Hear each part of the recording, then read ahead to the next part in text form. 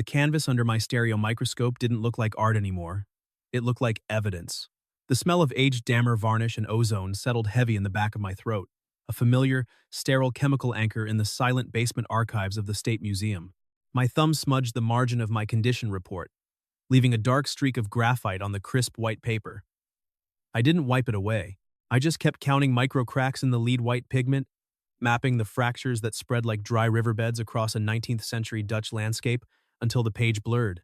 My posture remained rigid on the low steel stool. I adjusted the macro lens, my large hands moving with a slow, practiced caution that contradicted my heavy, broad-shouldered build. The elevator down the hall never dinged. The only footsteps were mine, and they sounded too loud. My phone vibrated against the stainless steel workstation, the buzzing sound sharp and intrusive against the quiet, relentless hum of the industrial ventilation system. I pulled back from the eyepiece, rolling my shoulders with a grimace to ease the tension settling deep into my joints. The screen illuminated a text from Paige Martin. She was the instructor for my evening extension course in expressive oil painting. The community center had a burst pipe, so she was moving tonight's session to the back room of the vintage record store on 4th Street. I checked the time, noting the precise minute. I locked the canvas in the climate-controlled vault, listening to the heavy steel tumblers click into place with a definitive clunk, and walked out into the coastal humidity with the sharp bite of solvent still burning in my lungs.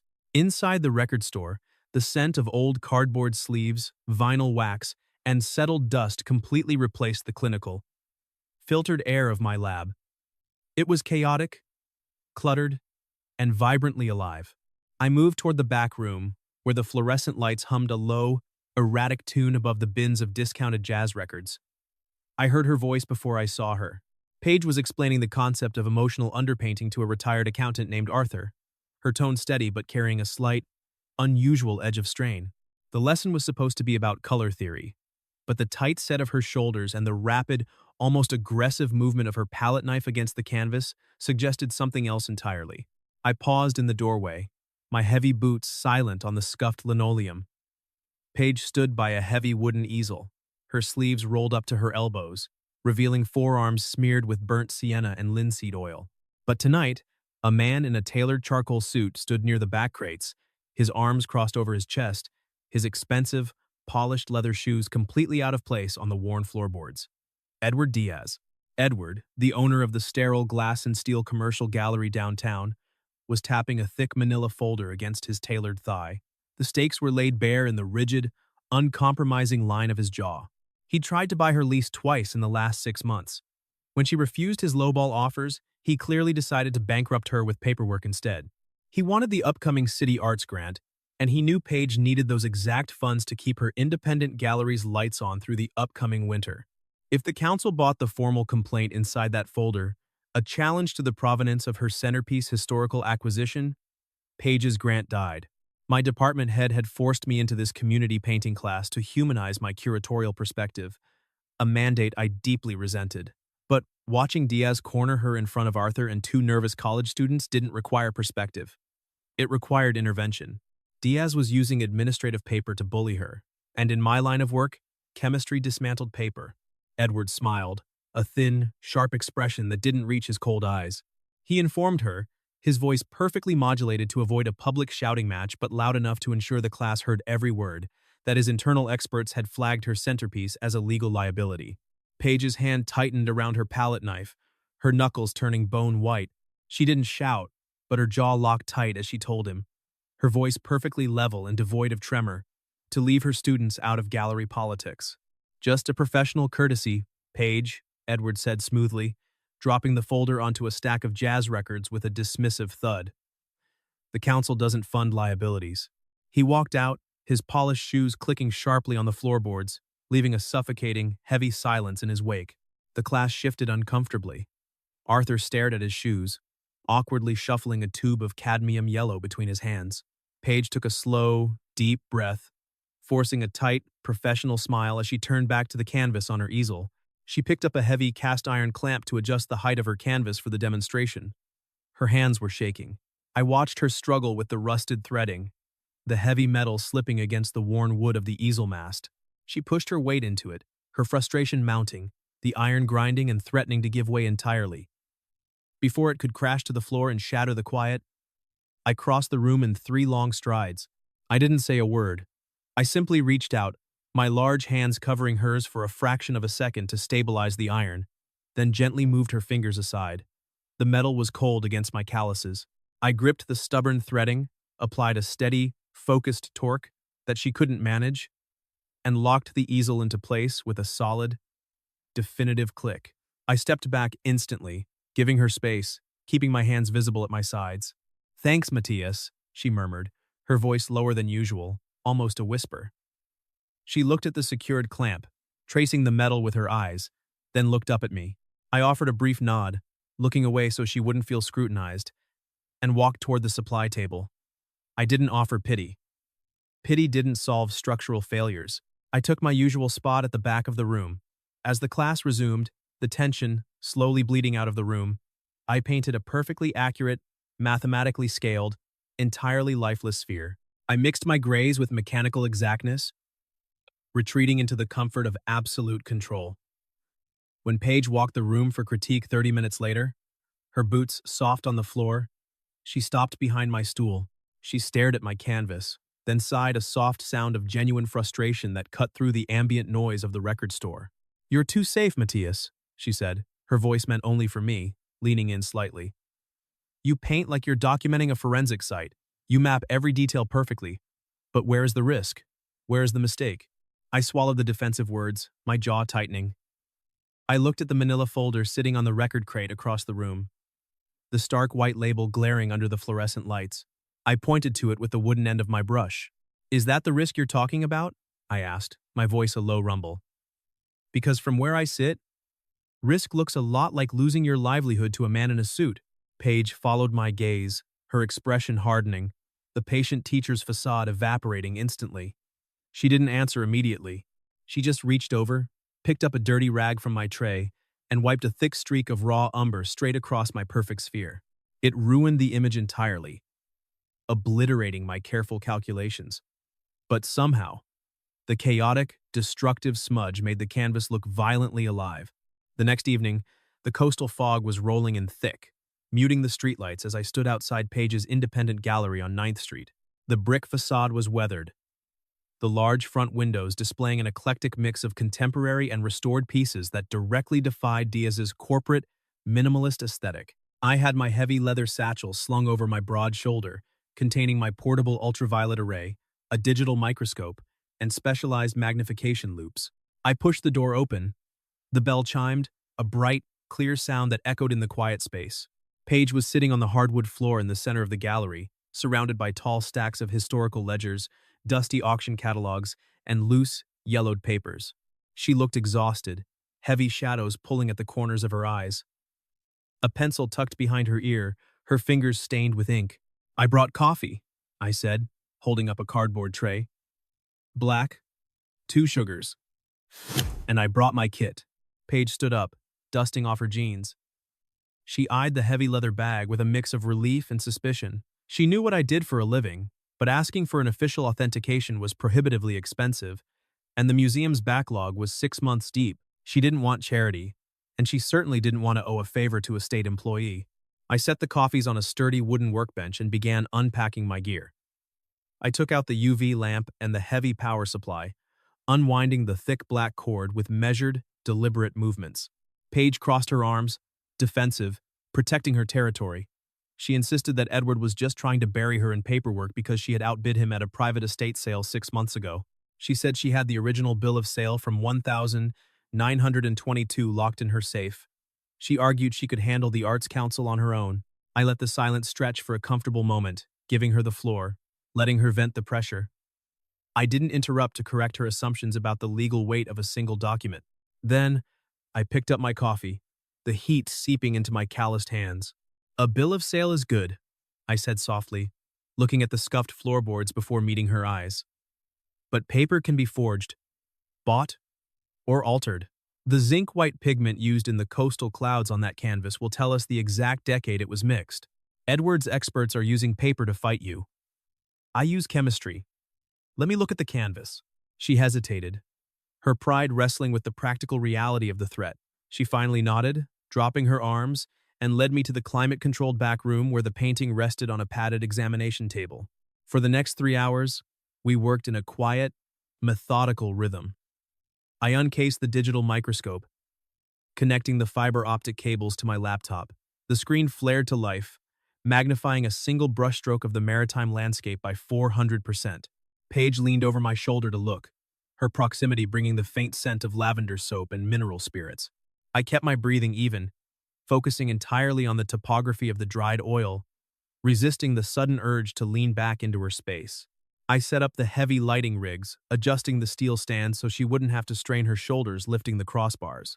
The intense ultraviolet light bathed the room in a surreal purple glow, revealing the hidden layers of varnish and retouching, making the dust motes in the air look like suspended stars.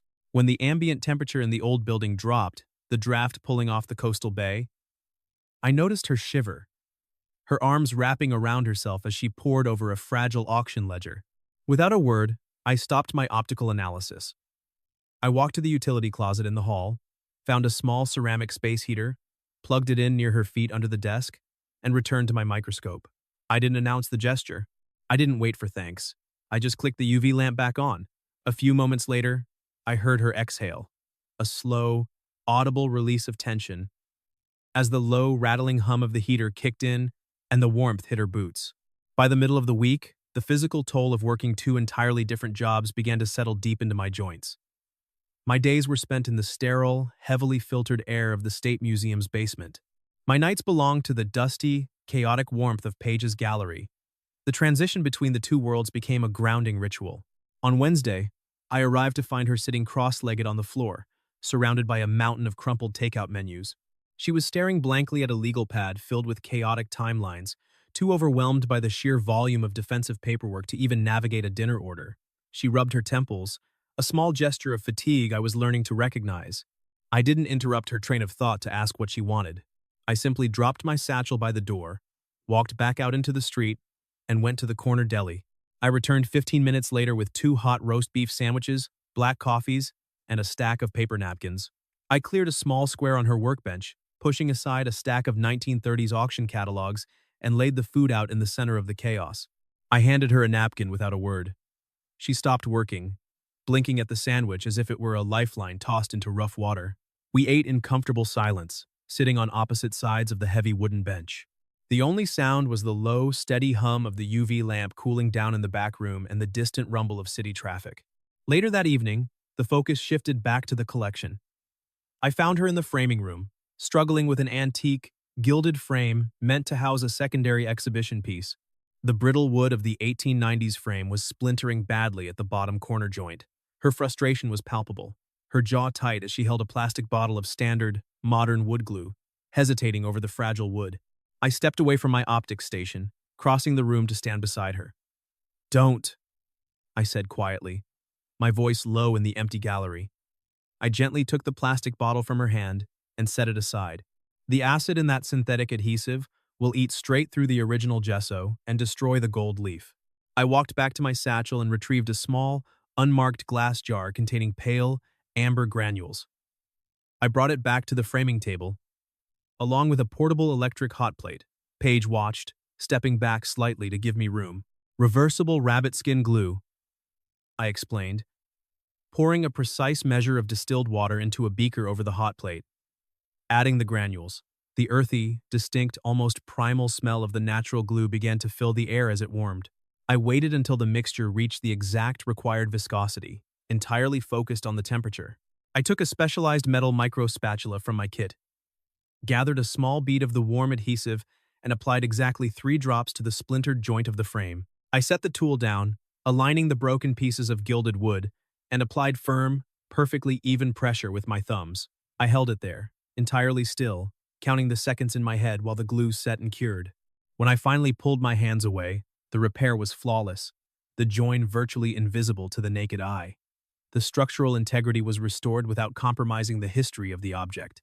Paige stared at the corner of the frame, then slowly looked up at my hands. The rigid, defensive lines around her mouth softened completely. She didn't offer a generic, "Thank you." She simply reached out, picked up the next piece of broken, fragile molding from the table, and handed it directly to me. She was trusting me with the delicate things she couldn't fix herself. I took it, our knuckles brushing briefly, and went back to work. Around midnight, the weather broke. A heavy, coastal rain started, drumming a steady, relentless beat against the high gallery windows. The temperature plummeted. I was in the back room, adjusting the focal length on a macro lens, when I realized I hadn't heard the rustle of paper from the front for over 20 minutes. I walked out to find her asleep at the workbench. Her cheek was resting on an open page of a Sotheby's ledger, her breathing deep, slow, and even. The pencil had slipped from her fingers, rolling to a stop against her coffee cup. I stood over her, my hands deep in my pockets, listening to the rain against the glass. I wanted to reach out and tuck the loose strand of hair that had fallen across her forehead behind her ear. The urge was a heavy, physical weight in my chest. Instead, I took a slow breath, forcing my hands to remain in my pockets. I stepped back. I took my heavy wool coat from the coat rack near the door, returned to the bench, and draped it carefully over her shoulders. I moved slowly, ensuring the weight of the damp wool didn't wake her. I reached over and clicked off the harsh, overhead fluorescent tubes, leaving only the soft, warm, localized glow of the brass desk lamp illuminating her face. I walked quietly back to the examination room and returned to checking the craquelure patterns. I turned my longing into discipline. The midpoint shift hit with the force of a physical blow on Tuesday afternoon. I was back at the state lab, running a routine spectrographic analysis on a donated bronze bust. The lab was quiet, smelling of ozone and metal polish. Franklin, the senior lab tech, walked into my bay without knocking. He didn't have his usual dry, cynical smirk. He held a freshly printed email memo, the State Arts Council seal stark and black at the top of the page. He slid the paper across my stainless steel desk. The Arts Council, spurred by Edward Diaz's relentless lobbying network, had initiated an early, surprise audit of Page's gallery. They were no longer just questioning the centerpiece. They were demanding full, unbroken provenance documentation for her entire historical collection by Friday morning. If she failed, she was disqualified from the grant. Matias, Franklin warned, his voice a low, urgent murmur as he glanced toward the hallway to ensure the lab director wasn't nearby. If you put your name on an unofficial authentication, and Diaz finds a single, microscopic hole in your data, your credibility at this museum is done. You don't have the family pedigree or the Ivy League trust fund to survive a scandal. You fought too hard to climb out of the basement to lose it over a gallery war. I looked at the memo, processing the timeline. Friday, 3 days. Diaz had timed the bureaucratic chokehold perfectly to ensure she defaulted. I pulled my keyboard toward me. I looked at Franklin.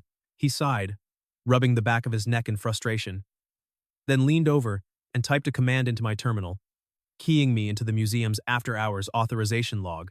"One emergency community outreach consult," Franklin muttered, shaking his head at the screen as the system accepted the override. "The museum can legally bill for it if questioned. It gives you institutional cover. But Diaz will still try to make it ugly. Watch your back, Gutierrez." "It's sanctioned now," I said flatly. I hit print on the authorization form and grabbed my jacket. I left the lab and walked straight to Page's gallery. The rain from the previous night had cleared, leaving the city pavement slick and glaring under the afternoon sun. I didn't bother knocking. I pushed the door open. Page was standing in the center of the room. Her face was pale, the color completely drained from her lips. The official audit notice was clutched in her hand. The paper crumpled from the force of her grip. The vibrant, commanding teacher who had effortlessly controlled the room at the record store looked entirely hollowed out. "He's going to drown me in legal fees," she whispered, not looking at me, staring blankly at the wall where the maritime landscape was supposed to hang. The fight was completely gone from her voice, replaced by a cold, settling panic. "I can't prove the history of every single minor piece by Friday?" He timed this perfectly to bleed me dry. I walked toward her, my heavy boots loud against the hardwood. I stopped less than a foot away. I reached out, my large hand wrapping gently over hers, and carefully slid the crumpled audit notice from her fingers. The paper felt rough against my calloused skin. I turned to the workbench, smoothed the paper out flat, and pinned the corners down with a pair of heavy brass paperweights. Edward sees the price tag. "You see the soul of the work," I said. My voice a steady, low rumble that filled the quiet space, deliberately grounding the panic echoing in the room. "We will verify the core collection. We start with the high-value pieces first." I pulled the comparative data from the state archives this morning, and Franklin cleared a sanctioned outreach slot for me. I have institutional backing now. I pulled a black pen from my shirt pocket and offered it to her. It was a practical plan. A safe, structured, logical step forward when the ground was dropping out from underneath her. She looked at the pen, then slowly up at my face. I held my hand steady. Her fingers brushed mine as she took the pen, a brief point of contact, and she nodded once. By Thursday night, the doubt finally set in. I had been pulling double shifts for 5 days straight. The exhaustion was no longer just an ache. It was a dull roar in my skull, blurring my peripheral vision. I had taken a microscopic core sample of the maritime painting stretcher bar back to the state lab, utilizing the sanctioned consult hours to run it through the mass spectrometer. When I returned to the gallery that evening, the weight of the printed state report in my bag felt heavier than lead blocks. I dropped my satchel on the floor with a heavy thud. Paige looked up from a stack of invoices. She saw the dark, bruised bags under my eyes, the rigid, tense way I held my shoulders, and the slight tremor in my hands as I unlatched the Pelican case. She stood up, her posture shifting. The warmth we had built over the week vanished, replaced by a fierce, defensive wall. She physically stepped between me and the workstation, blocking my access to the optics tools. Her eyes were red-rimmed from lack of sleep, but her expression was fiercely protective. "You're risking your job, Matias," she said, her voice tight, refusing to move out of my way. "Edward sent a blind copy email to the Arts Council this afternoon questioning your neutrality. He explicitly named you. He knows you're here every night." I stopped, my hand hovering over the microscope. "I logged it as a sanctioned consult," I replied, keeping my tone even. "It doesn't matter," she countered, pacing a short, agitated line across the floorboards. "He's spinning it as a conflict of interest. He's building a case to have your state credentials reviewed. You need to walk away. Right now." "I am not walking away from the data," I stated bluntly. "You're too safe for this kind of mess, Matias?" she snapped, the fear for my livelihood overriding her own crisis. "I won't let you throw away a decade of climbing out of the basement just to sync with this gallery. Let me handle it before he ruins you too." She was trying to be my sanctuary, trying to absorb the impact to protect me, failing to realize I had already made the decision to be hers. The words hit the old, familiar wound. It was the survival instinct that had kept me employed. The instinct to retreat into my quiet shell, to avoid the social friction, to let the loud, powerful people fight it out. I looked at her, standing there ready to lose everything just to keep me out of the blast radius. I picked up my heavy wool coat from the chair. I didn't argue with her. I didn't try to convince her of my loyalty with a speech. I just looked at the maritime painting resting on the easel, its zinc-white clouds finally, irrefutably verified by the state data in my bag, and then looked back at her face. "I'll see you at the hearing tomorrow morning," I said, my voice completely devoid of inflection. I turned and walked out into the cold night, the bell chiming sharply behind me. I knew she thought I was abandoning the fight to save my own skin. I wasn't. I was just choosing the battlefield. Friday morning arrived with a sharp, clear sky that did nothing to warm the damp chill of the city. The community center boardroom felt stale, smelling faintly of old industrial carpet and lemon floor wax. Paige sat at a small, scarred desk facing the long oak table of the Arts Council committee. She wore a sharp black blazer, her posture perfect, but her hands were clasped so tightly in her lap that her knuckles were white. Edward Diaz sat in the first row of the gallery seating, looking entirely relaxed. He was casually flipping through a manila file, checking his gold watch, radiating the quiet confidence of a man who knew the system was rigged in his favor. The head of the council, a weary-looking man in his 60s, cleared his throat into the microphone and began reading the formal complaint aloud. Before the council head could ask Paige to defend her gallery, the heavy wooden doors at the back of the room opened. I walked in. I wasn't wearing my usual canvas work jacket or heavy boots. I wore my formal museum suit, the dark, heavy fabric pulling tight across my broad shoulders. I carried my large, hard-shell Pelican case by its reinforced handle. The low murmurs in the room went entirely quiet. I walked directly down the center aisle to the oak table, ignoring Diaz entirely. "My name is Matias Gutierrez. I am the lead authentication expert for the State Museum," I stated, my voice echoing slightly in the large room, officially claiming my title. "Before I submit physical evidence regarding the piece in question, I am disclosing on the record that I am enrolled as a student in Miss Martin's evening community class. My presence here today is logged as a sanctioned, documented outreach consult by the state. I hoisted the heavy pelican case onto the table, the metal latches snapping loud and sharp in the absolute silence. I pulled out the thick, bound report, the cover stamped heavily with my official state seal, and slid it across the polished wood to the council head. The complaint filed against Miss Martin relies entirely on a gap in the paper trail between 1,945 and 1,960, I said, slipping seamlessly into the cold, precise language of my craft. However, paper is secondary to material reality. Documents can be forged. Chemistry cannot. I reached into the case and pulled out a large, high-resolution X-ray radiograph, clipping it smoothly to the presentation board standing near the desk. I picked up a laser pointer and highlighted a dense cluster of white marks beneath the surface paint of the clouds. This is a specific lead-tin yellow compound, I explained. It was heavily restricted during the war due to severed supply lines, and it was entirely phased out of commercial production by 1948. The microscopic cracklier pattern, which I have mapped extensively in Section 3 of the report, aligns perfectly with a natural, organic aging process of 70 years. I paused, letting the scientific weight of the data settle over the room. Then, I turned my massive frame slowly, locking my gaze directly onto Edward Diaz. Furthermore, I continued, my voice a low, unyielding rumble. The specific weave and thread count of the canvas itself matches a unique batch produced by a textile mill in Lyon, a mill that burned to the ground in 1924. The painting is undeniably authentic. The State Museum stands by this data. Edward stood up, the veneer of corporate calm shattering instantly. His face flushed a dark, angry red. "This is highly irregular," he snapped, pointing a finger toward the table. "A state seal doesn't make a forgery real, Gutierrez. And it certainly doesn't excuse a state employee moonlighting for a failing tenant. This is a blatant conflict of interest." Paige stood up then. She didn't look at Diaz. She didn't raise her voice to match his anger. She calmly reached into her leather portfolio and pulled out a neat, stapled stack of printed emails. She walked forward, her heels clicking cleanly on the floor, and placed the stack squarely next to my heavy technical report. "And these," Paige said, her voice carrying a clear, ringing authority that instantly commanded the room, "are internal correspondences provided by a former senior employee of Mr. Diaz's gallery. They detail his explicit, written instructions to file baseless provenance complaints against competing independent galleries, specifically timing them to tie us up in bureaucratic holds during the city grant season."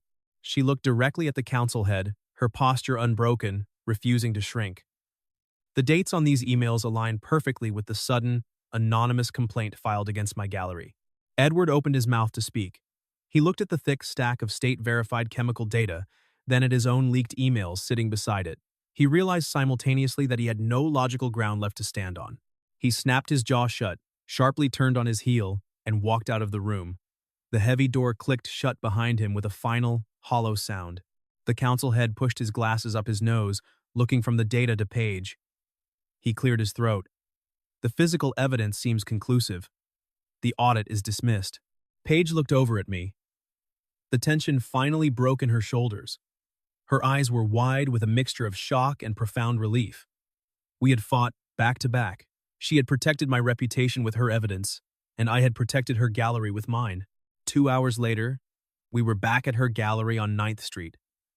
The afternoon sun filtered through the large front windows, illuminating the dust motes dancing in the warm air. The oppressive, suffocating weight of the past few weeks was completely gone. I was standing near the feature wall, holding a digital laser level, carefully adjusting the heavy brass mounting wire on the back of the maritime landscape.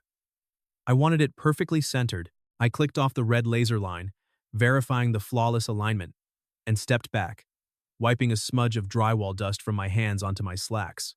Paige walked over from the workbench. She didn't stop on the other side of the room. She stepped directly into my immediate space, closing the physical distance I usually kept between myself and the rest of the world. She reached out, her hand sliding past my lapel, and rested her palm flat against the center of my chest, right over my tie.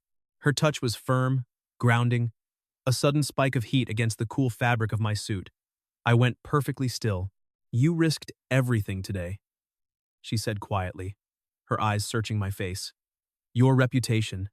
Your career at the museum. Why? I looked down at her hand, feeling the steady pressure of her palm against my chest. I didn't use a clever metaphor. I chose the hardest, honest answer. Because my life was perfectly safe before I walked into your classroom, I said, my voice a low, steady rumble in my chest that she could feel beneath her hand. I didn't want to observe the world from behind a microscope anymore, cataloging history while missing the present. I wanted to be in it. I paused, keeping my hands rigidly at my sides, fighting the overwhelming urge to pull her closer, waiting for her lead, respecting the boundary of her space. You told me I was too safe. You taught me what risk looked like. I just applied the lesson. She smiled, a slow, incredibly genuine expression that reached her eyes, softening the lingering lines of exhaustion. She moved her hand from my chest, sliding it slowly down my arm to grip my large, calloused hand. She squeezed my fingers, her grip surprisingly strong, locking us together. Come on, she said softly, her eyes bright. Let's go paint something terrible. The following Friday was the opening night of her winter exhibition.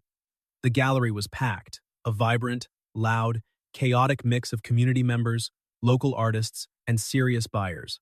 Near the front window, Arthur, the retired accountant from our painting class, was standing in front of a modern piece, enthusiastically explaining the concept of underpainting to his bewildered wife. I stood in the back corner, near the utility closet, wearing a dark, comfortable sweater, watching the crowd. I preferred the shadows, content to be the unseen architecture supporting the room. Paige was in the center of the floor, radiant, speaking with a group of potential buyers, explaining the history of the pieces with passion and absolute certainty. She was entirely unshakable. When the council head raised a glass to toast the success of the new exhibit and the vital importance of independent galleries, the room quieted down. Paige stepped forward to speak. She thanked her supporters, her loyal students from the record store, and the community that had rallied behind her. Then, she stopped. She looked across the crowded room, bypassing the wealthy patrons and the city officials, finding me in the shadows. She didn't ask me to step into the spotlight. She knew I hated the attention. Instead, she made a clear, undeniable choice. She excused herself from the group of city officials, walked across the open floor, the crowd parting slightly for her, and stood directly beside me. She slipped her hand into mine, her paint-stained fingers lacing deliberately with my calloused ones in plain view of everyone in the gallery. She didn't make a grand declaration or a sappy speech about love. She just turned back to the crowd, leaning her shoulder lightly against my arm, a solid, grounded pressure, claiming me as her partner in front of the world. I tightened my grip on her hand, a silent, unbreakable promise. I breathed in the smell of the gallery, the faint, lingering scent of linseed oil, aged paper, and the sharp tang of the coastal air coming through the door. The museum director had officially filed my consult as a sanctioned outreach case, appeasing the board and protecting my credentials after seeing Diaz's emails. Paige's grant funds had cleared the bank that morning, securing her lease for the foreseeable future. My badge still worked, and her doors were open. The void was finally gone. The end. Closing thoughts. Green flag is simple. A healthy partner doesn't just promise miracles or tell you to calm down when you're cornered. They bring the right tools, build a practical plan, and stand beside you when the smoke clears. Please like and subscribe so we can share more stories like this.